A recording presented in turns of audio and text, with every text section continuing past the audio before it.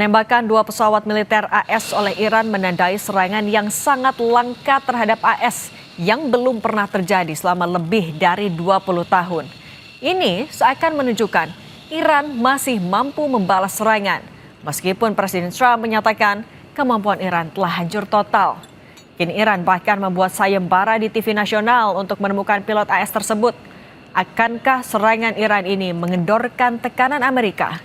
Kita bahas bersama pakar politik dan keamanan nasional Wibawanto Nugroho Widodo PhD dan peneliti senior Indo-Pacific Strategic Intelligence Aisyah Kusuma Sumantri. Selamat petang semuanya. Selamat petang. Saya ke Pak Wibawa dulu ya. Pak Wibawa, kalau menurut Anda sebenarnya tembakan Iran ke jet Amerika Serikat ini bisa dibilang sebagai sebuah pukulan telak tidak ke AS setelah AS menghancurkan jembatan tertinggi Iran? Ya, jadi gini Mbak ya. Jadi yang pertama itu, Amerika itu dipersiapkan kekuatan militernya untuk menghadapi satu major theater war di Cina. Yang kedua, untuk menghadapi perang yang sifatnya mengkonten di Timur Tengah, salah satunya adalah menghadapi near peer regional, ya bukan peer, near peer di level regional, yaitu Iran. Yang berikutnya adalah untuk menghadapi Rusia dengan operasi deterrence.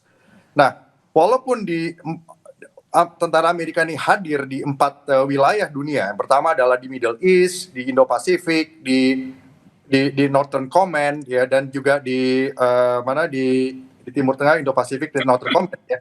Itu mereka itu hadir untuk operasi-operasi terbatas, gitu, ya.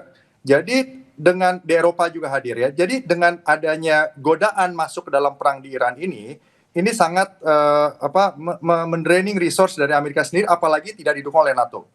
Nah, sekarang kita sudah masuk ke fase keempat. Fase pertama itu adalah strategic surprise, minggu pertama. Fase kedua adalah superioritas militer, superioritas udara yang diikuti oleh penghancuran kekuatan militer atau counter force strategi yang diterapkan oleh Amerika kepada militer Iran. Yang ketiga yang tidak diduga adalah retaliasi yang melibatkan proksi-proksi. Dan sekarang sudah masuk ke dalam tahap keempat, yaitu yang disebut dengan coercive endgame process. Jadi Amerika memaksa selesai perang ini dengan cara coercive. Dan waktu yang diberikan oleh Washington itu adalah 2 minggu. Ya. Jadi di tahap ini ada 2 kemungkinan yang terjadi. Peace settlement atau eskalatif. Poin 1 itu ya. Nah, yang poin kedua yang perlu kita garis bawahi, yang dimiliki oleh Iran saat ini adalah satu, mereka masih mempunyai misil cadangan, didukung dari belakang oleh Rusia dan China dalam dukungan space, satelit, dan lain-lain. Karena memang space stationnya berbeda ya, di Tiangong, satu lagi kalau barat itu International Space Station. Yang kedua adalah yang namanya penyanderaan Hormuz. Yang ketiga adalah jaringan-jaringan proksi di region, di luar Iran.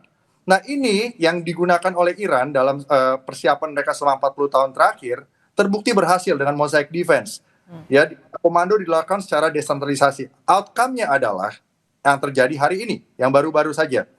Kejadian yang tidak pernah terjadi, di mana pesawat tempur generasi 4 plus milik Amerika jatuh ditembak, ya, oleh actor state, ya, oleh state actor, aktor negara.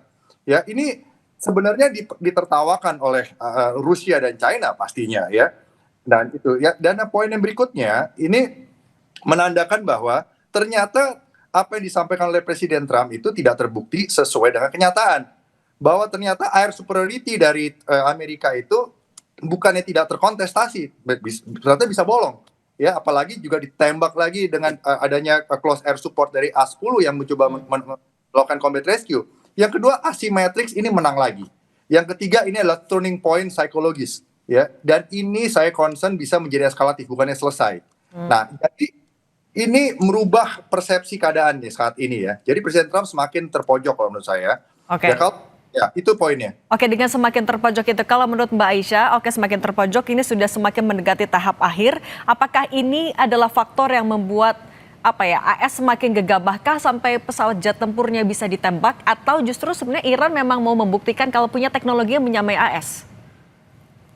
Ya, saya kira di sini kan kita lihat bahwa list pesawat yang kemudian ditembak ini ada fighter jet F-35 yang sebenarnya memiliki stealth capability dan sebelumnya tidak pernah tertembak. Lalu kemudian jet tempur F-15 sama sebelumnya juga tidak pernah tertembak.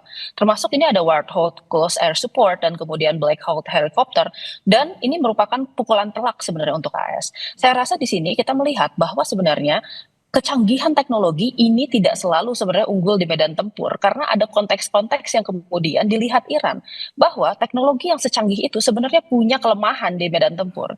Yang pertama sebenarnya Iran ini memanfaatkan bukan dari segi radar karena pesawat-pesawat ini khususnya yang fighter dia memiliki kapasitas untuk bisa memantulkan dan menyerap radar jadi tidak terdeteksi biasanya. Nah, yang kemudian dimanfaatkan oleh Iran ini justru adalah teknologi yang sangat sederhana yaitu adalah heat signature yang selama ini kan kita tahu bahwa itu merupakan sebuah teknologi basic di dalam medan perang. Tetapi ini bisa kemudian melawan ya teknologi modern yang nilainya hampir 100 juta dolar per fighter jet F-15 itu.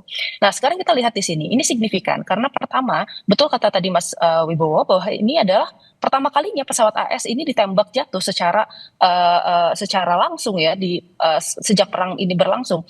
Nah, pertama, ini adalah sekarang Iran dan Amerika Serikat ini menghadapi sebuah perlombaan di antara kemudian tim search and rescue-nya ya, tim SAR-nya dan kemudian pemerintah dan masyarakat Iran dalam melakukan pencarian dari pilot tersebut. Ada satu kru tadi ya, weapon system officer-nya yang masih belum bisa ditemukan sampai sekarang. Dan ini apabila ditemukan oleh Iran, sebenarnya ini bisa menjadi leverage dan bargaining position baru bagi Iran. Nah, satu lagi kita lihat di sini masalah air superiority itu kan sebenarnya sesuatu yang sebenarnya harus ada sebelum kemudian Amerika Serikat ini bisa melakukan ground operations dari tipe apapun. Apakah itu yang besar yang kita tahu sepertinya ini mungkin tidak mungkin ya meskipun opsinya mereka bilang akan ada di atas meja ataupun bahkan yang kecil sekalipun seperti sekarang. Nah, kita lihat di sini, Trump berkali-kali bilang bahwa dia punya uncontested airspace ya, lalu kemudian their navy is gone, their aircraft is gone, Hegseth juga menyatakan begitu. Nah, tapi kita lihat bahwa sebenarnya harus dipahami, yang namanya air superiority itu bukan berarti mereka bisa terbang tanpa adanya hambatan. Ada, tetapi tetap ada resikonya meskipun itu kecil ya. Nah, klaim itu mungkin sekarang tetap ada bahwa Iran melakukan air superiority di kawasan sana. Tetapi ketika kondisi ini dibiarkan secara terus-menerus, maka pada akhirnya korbannya akan terus bertambah dan kehilangannya. Oke, dengan posisi korban yang bisa semakin bertambah, tapi Mbak Aisyah, kalau menurut Anda, rangkaian serangan dilakukan oleh Iran, kemudian sayembara juga selain meningkatkan daya tawar dari Iran, apakah ini bisa menekan AS atau justru semakin memprovokasi? Oke, Mbak Aisyah, kami akan coba lagi hubungi kalau begitu ke Pak Wibawa.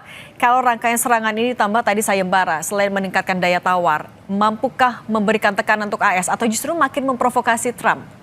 Oh iya pasti. Jadi ini begini ya, Amerika itu menghadapi apa yang disebut dengan axis of resistance. Jadi yang dihadapi Amerika itu dalam postur pertahanan Amerika adalah peer. Peer itu Rusia dan China.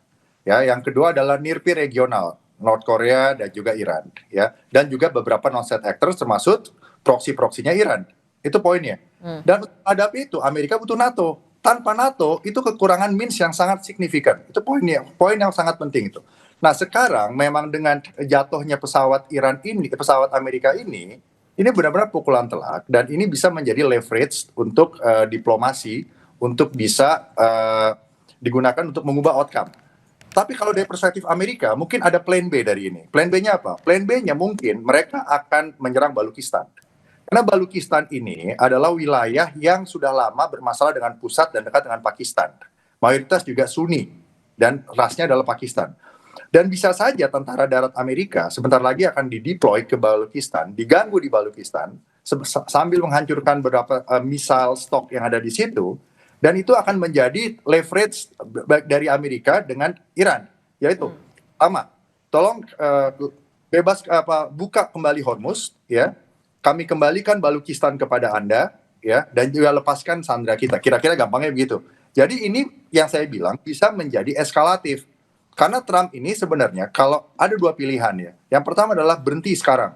Ya, berhenti sekarang dan mencari peace settlement di mana ujung-ujungnya karena untuk regime change, Mbak, itu harus rakyat yang memilih gitu. Tidak bisa dipaksa. Tahun 53 saja Mossadegh sebagai prime minister bisa jatuh. Itu operasi intelijen yang harus didukung oleh organ dalam gitu. Jadi kalau mengharapkan regime change dalam waktu 2 minggu is nearly impossible. Nah, tapi kalau gitu Pak Wibawa, kalau misalnya masing-masing negara posisinya menaikkan leverage mereka, endingnya seperti apa? Posisi situasi seperti apa yang bisa memaksa mereka menghentikan perang? Tapi jangan dijawab dulu, kita akan bahas lagi usai jeda, tetap bersama kami di Kompas Petang.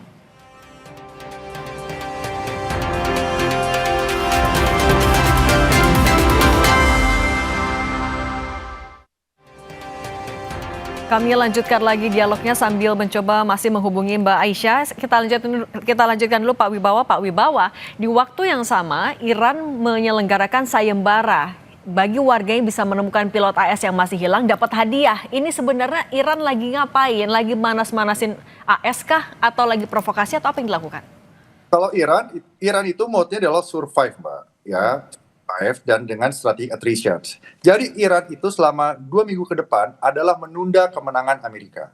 Dan Iran itu terbukti sistem pertahanan udaranya itu belum cukup disuppress. Amerika itu punya sistem suppress air defense system dan juga destruction of air defense system enemy. Tapi itu ternyata belum terbukti kan. Baik itu dengan manpads dengan portable atau dengan infrared atau dengan deteksi panas yang keluar dari pesawat tempur, apapun itu namanya, berarti yang namanya air superiority Amerika itu bukan berarti full control. Tadi Mbak Aisyah sudah jelaskan gitu. Dan poinnya saya di sini menekankan bahwa ini kalau tidak hati-hati Presiden Trump ini bisa eskalatif gitu loh. Nah kalau 2 minggu ke depan ya rejim belum berubah dan militer Amerika juga beberapa kali akan being shut down, apa yang terjadi? Nah kalau dari cut loss persen Amerika, cut lossnya adalah dudukin saja Balukistan ya. Dan jadi Balukistan minta nego Hormuz itu dinetralkan lagi ya, kembali kepada kondisi awal sebelum konflik, dan Amerika cabut dari situ tanpa kehilangan muka gitu. Kecuali kalau mau diterusin nggak apa-apa, diterusin lagi jadi perang dunia, perang regional dan perang dunia, dan akan ada order baru yang terbentuk di dunia ini. Karena ini tidak lepas, kalau kita lihat dari systemic level, tidak lepas dari persaingan antara ruling power Amerika melawan rising power China, Asia, dan siapapun yang against Amerika, baik secara ideologi dan geopolitik, gitu loh. Nah, Pak Wibawa, kalau kita melihat apa yang sudah dilakukan AS sejauh ini, apa yang menimpa AS juga baru-baru ini, Anda mengkalkulasi strategi yang dilakukan AS sejauh ini ke depannya apa? Apakah benar akan menurunkan invasi darat itu akan dilakukan dalam waktu dekat? Nah, saya sekolah militer di Amerika, Mbak, di US National Defense University. Banyak yang terjadi sekarang itu tidak sesuai dengan teori yang saya pelajari, gitu. Banyak jenderal senior Amerika juga mundur dari Panglima Tradoknya, kasatnya, dan juga lain-lain. Bahkan kepala rohaninya juga mundur, Chaplainnya juga mundur gitu. Nah, jadi ini ada masalah jalan just at bellum, just in bello. Kenapa perang dilaksanakan, bagaimana perang dilakukan. Nah, sekarang yang paling minim ya resikonya adalah serang itu Cook Island, bukan diduduki. Kalau diduduki itu butuh lagi proses untuk membersihkan coastal defense ya, dan kemampuan serangan balik pada saat pasukan akan deploy ke sana, itu resiko. Serang aja dari jauh, itu satu. Tapi itu juga controllable, selain controllable, tapi ada risiko juga bisa eskalatif. Yang kedua, perang laut aja di Hormuz. Itu juga sangat beresiko. Beresikonya apa? Harga per barel oil itu akan $190 paling nggak nanti. Ya, akan menjadi chaotic. Dan itu akan menjadi regional war, karena pasti superpower yang lain, great power yang lain terlibat. Dan pasti proksi-proksi Iran akan melawan, dan yang diserang juga negara-negara lain. Ini disebut regional security complex. Timur Tengah dalam kondisi sangat rentan dan cenderung mengarah kepada escalative war. Yang ketiga adalah serang mainland. Kalau diserang mainland, berarti Amerika secara big picture itu sudah terdistract, Mbak. Karena major theater war-nya itu di Cina, bukan di Iran gitu. Di Iran itu hanya untuk containment, kondisi-kondisi kontingensi Middle East yang dihadapi bersama dengan NATO dan aliansi Arab Sunni di situ dan bersama Israel. Nah, jadi kemampuan Amerika hadir di Middle East, di Indo-Pacific Command, di Northern Amerika untuk mengamankan homeland defense mereka sendiri, dan juga di Eropa, itu sifatnya hanya untuk exist, deterrence, dan operasi terbatas. Tapi kalau sampai deploy 500.000 pasukan invasi darat di Iran, udah pasti bolong di mana-mana nanti, Mbak, gitu.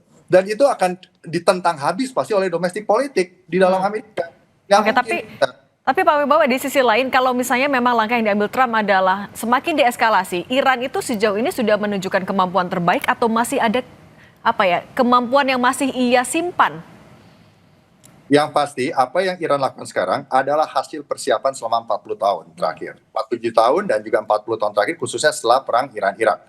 Yang kedua, ya, kemampuan yang dikeluarkan oleh Iran ini, itu akan semakin well-shaped, itu bahasanya tuh. Semakin well-shaped. Jadi, karena mereka sudah terbentuk sedemikian rupa mosaik defense-nya dan juga di balik layar juga didukung oleh great powers lainnya, kita harus terus terang bicara seperti itu, ya. Kemampuan perang yang ada sekarang itu sudah semakin akan menambah moral, dukungan moral, dan yang kedua juga akan memberikan yang namanya itu adalah penguasaan momentum dan juga geografis, dan juga yang penting adalah dukungan 80 juta rakyat Iran. Semakin Presiden Trump dan Washington mengeluarkan kata-kata yang tidak simpatik, semakin juga walaupun mereka tidak suka dengan rejim yang kemarin, mereka juga bukan berarti jadi mau mendukung gitu loh, Mbak. Jadi sekarang sebenarnya Presiden Trump harus tahu bahwa center of gravity dari rejim change itu bukan fisik itu sendiri gitu loh, tetapi harus menguasai emosi, sikap tindak, opini, motivasi rakyat Iran yang membutuhkan waktu. Nah, dengan situasi ini berarti menurut Anda ruang diplomasi masih terbuka nggak? Masih Ya, negosiasi masih ada, masih mungkin itu? Masih mungkin. Tapi Presiden Trump sekarang harus disiplin menjalankan apa yang disebut dengan intelligence-led policy. Jadi harus benar-benar strictly mengikuti apa yang menjadi saran intelligence yang objektif. Itu poinnya, Mbak. Melihat karakter Trump itu mungkin dilakukan? Nah, itu mungkin karena gini, dalam international politics, perang itu dipengaruhi oleh 3 faktor, Mbak. Yang pertama adalah kondisi di dalam lingkup global, ya. Oke. Tekanan ada sekarang itu untuk mementingkan perang, kalau nggak bisa jadi perang dunia. Itu satu. Yang kedua, domestik politik yang sudah 2/3 menentang perang ini, gitu loh. Dan juga mid election udah dekat. Yang ketiga, Presiden Trump sendiri itu kan masih di dalam negara demokrasi, walaupun beliau mencoba memperlebar ruang geraknya sebagai presiden, itu terdapat 7 aturan besar dalam presidensi di Amerika yang membuat presiden di Amerika itu kelihatan powerful keluar, tapi sebenarnya gerakan di dalam itu begitu banyak sekat-sekat yang akan mengekang mereka. Demokrasi itu 10 tahun, 15 tahun terakhir, Presiden Amerika berusaha memperluas itu. Tetapi nggak semudah itu, Mbak. Gitu loh. Oke, nah kalau misalnya sinyal negosiasi sebenarnya masih ada, tapi sebenarnya kondisi apa yang akan bisa betul-betul memaksa semua pihak untuk menghentikan perang ini? Apakah ekonomi akan jadi faktor utama? Ya, betul. Kalau saya jadi Menteri Perangnya Amerika, saya akan menyarankan Presiden Trump ambil Balukistan sebagian, duduki di situ. Nah, kemudian ajak Balukistan untuk pisah dari Iran gitu. Dan setelah itu jadikan itu leverage untuk minta Hormuz kembali dibuka, Balukistan dikembalikan kepada Iran dan dieskalasi, dan silahkan kembali lagi kepada perang sebelum tahap 1 kemarin, yaitu perang proksi atau perang intelijen atau political warfare yang berlangsung selama 47 tahun terakhir, ya, di mana memang melalui proksi-proksinya banyak sekali warga negara Amerika yang tewas selama 47 tahun terakhir, gitu loh. Kenapa harus Balukistan? Ya karena Balukistan itu kan yang paling mungkin didekati, dimasuki oleh Amerika karena posisinya di tenggara dan dekat dengan Pakistan. Itu kan kemarin dijelaskan juga oleh Pak Syarki itu. Itu bagus penjelasannya, itu benar tuh. Jadi dan rakyat di situ itu juga punya masalah dengan Teheran, dengan pusat. Mereka udah lama juga pengen pisah gitu. Dan mereka dekat dengan Pakistan, bahasanya juga bahasa Pakistan, dan juga harus diingat mereka Sunni gitu. Nah, jadi itu aja di situ. Akhirnya itu menjadi leverage untuk Hormuz dibuka, setelah itu dikembalikan kepada Iran. Nah, silahkan perangnya itu kembali lagi kepada mode yang sebelumnya. Tetapi pasti akan lebih eskalatif, ya, karena rakyat kita sudah dilukai sekarang. Dan Amerika juga merasa sudah dilukai. Israel juga merasa ini eksistensial buat mereka. Nah, kalau tidak mau itu, ya perang dunia, Mbak, gitu loh. Perang dunia akan ada order baru. Nah, kalau realis itu mengatakan kenapa ada perang? Karena ada balance of power yang tidak beres. Belum balance. Kan tidak ada mengharapkan perang dunia itu sampai tercapai. Tapi kalau menurut Anda, Pak Wibawa, setelah setelah rangkaian sudah terjadi, masuk minggu ke-5, pesawat jet tempur AS sudah bisa ditembak oleh Iran. Dalam waktu dekat apa yang masih akan terjadi? Apa yang harus kita semua antisipasi? Yang harus diantisipasi untuk Indonesia, itu yang pertama, Indonesia harus netral dan menjaga stabilitas dan ketahanan nasional. Harus bisa engage semua aktor yang terlibat tanpa menimbulkan konflik dengan siapapun. Yang kedua, kita juga harus mengamankan kemampuan maritim detection kita, karena bisa saja konflik ini melebar dan masuk ke wilayah Indo-Pasifik. Nah, yang ketiga, kita tetap saja mengirimkan pasukan PBB kita ke daerah konflik, karena itu sudah komitmen kita sebagai anggota PBB. Dan sekarang kita harus menerima realita bahwa TNI-TNI yang bertugas di wilayah konflik ini bukan hanya untuk menjalankan peacekeeping, tapi peace enforcement, Mbak. Dan wilayah konfliknya adalah aktif. Kita nggak boleh mundur dari sini. Nah, kita harus tetap objektif, kita harus determinan untuk ikut menjaga keamanan dunia melalui apa yang kita mampu. Dan untuk kita membaca logika perang saat ini, kita tidak bisa memaksakan hanya dari point of view Indonesia sebagai middle power. Kita harus pahami point of view dari apa yang ada di Timur Tengah, semuanya fenomena yang ada antara Persian, Jewish dan juga Arab. Kita juga harus memahami cara pikir great powers, ya, yang mana pendekatannya adalah offensive realist. Ini ada persaingan antara ruling power melawan rising power, di mana 500 tahun terakhir sejarah membuktikan 75% atau 16 interaksi itu 12 berakhir dengan perang terbuka, 4 tidak terbuka gitu. Jadi kita harus siap dengan probability itu. Dan kita harus kompak ke dalam gitu, Mbak. Oke, netral tapi memperkuat kekuatan maritim dan juga militer. Kalau gitu, oke, poinnya sudah kami tangkap. Pak Wibawanto Nugroho Widodo, PhD, pakar politik dan keamanan nasional. Terima kasih. Tadi juga sempat ada Mbak Isya Kusuma Sumantri, peneliti senior Indo-Pacific Strategic Intelligence, sudah berbagi bersama kami. Pak Wibawa, selamat petang. Sehat selalu. Selamat, Pak.